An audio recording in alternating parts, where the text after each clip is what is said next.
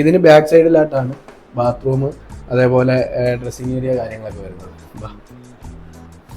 ഇപ്പോൾ പാർട്ടീഷൻ ഭാഗത്തുനിന്ന് ഇങ്ങോട്ട് വന്നു കഴിഞ്ഞാൽ ഈ ഭാഗമാണ് നമുക്ക് ഫുൾ ലെങ്ത് മിറർ കൊടുത്തിട്ട് ഈ സൈഡിൽ റാക്ക് കാര്യങ്ങളെല്ലാം പ്രൊവൈഡ് ചെയ്തിരിക്കുന്നത് നമുക്ക് കോസ്മെറ്റിക് സാധനങ്ങൾ കാര്യങ്ങളൊക്കെ വെക്കാൻ വേണ്ടിയാണ്. ഇതിൻ്റെ റൈറ്റ് സൈഡിലായിട്ടാണ് ഈ ബാത്റൂം കാര്യങ്ങൾ വരുന്നത്.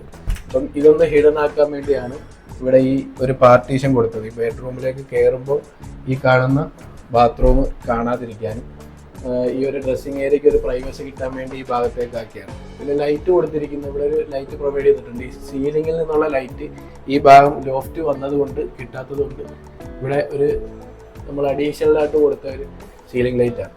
അപ്പോൾ ഇതൊക്കെയാണ്. പിന്നെ ഇത് പാർട്ടീഷൻ്റെ ബാക്ക് സൈഡ് സിമ്പിളായ ഒരു പാനലിങ് മാത്രം കൊടുത്ത് ഷീറ്റിൻ്റെ വൈറ്റ് കളർ പാനൽ കൊടുത്തതാണ്. ഇതൊക്കെയാണ് ഈ ഒരു ഡ്രസ്സിങ് ഏരിയ ഭാഗം വരുന്നതിൻ്റെ ഒരു കാര്യങ്ങൾ ഒക്കെ. പിന്നീട് ഇതിൻ്റെ ഫ്രണ്ട് ഭാഗം ഫുള്ള് ഡോറ് അതേപോലെ ലോഫ്റ്റൊക്കെ അഡീഷണൽ ചെയ്തെടുത്തതാണ്. ഇത് ഫുള്ള് മൊത്തത്തിൽ അലൂമിനിയത്തിൻ്റെ ബോർഡർ കൊടുത്തിട്ട് PVC sheet lamination PVC sheet ഉപയോഗിച്ച് ചെയ്തിരിക്കുകയാണ്. റാക്ക് കാര്യങ്ങളെല്ലാം അങ്ങനെ തന്നെയാണ് കൊടുത്തിരിക്കുന്നത്.